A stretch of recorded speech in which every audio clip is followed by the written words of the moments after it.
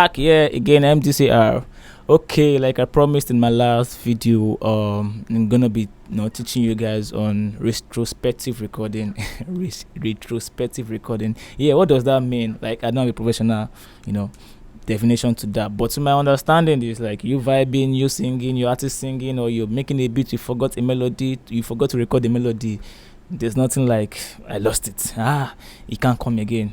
You just click a button and you find it back. And how do you get that? On the inspector channel here, I already have it set here. But if you're using Studio One and you've not set it, it's very simple. What you just have to do, you just go to your preference. If you are using, I have shortcut for everything, so it's very easy for me. Just make sure you find your way to preference and come to your shortcut. That's on general. You set your shortcut, keyboard shortcuts. All you just have to do is search and type retrospective. You can see, recall retrospective recording. So simple. You click on it, set your whatever button you want to use, set it on, and we're good to go.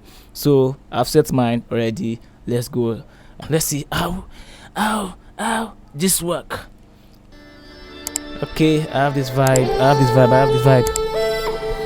Still working on my previous beat. If you like it, comment. If you want it, comment. Classic.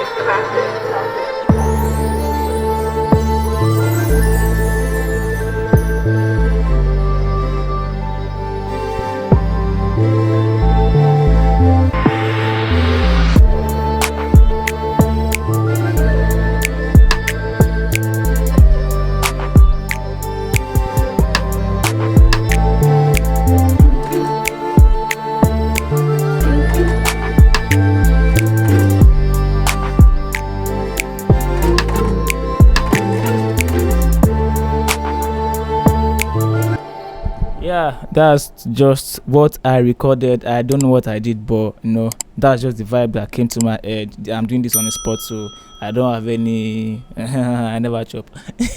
I don't have any creative thinking right now because I'm exhausted. So but I didn't record it. If you can see this, I didn't record it.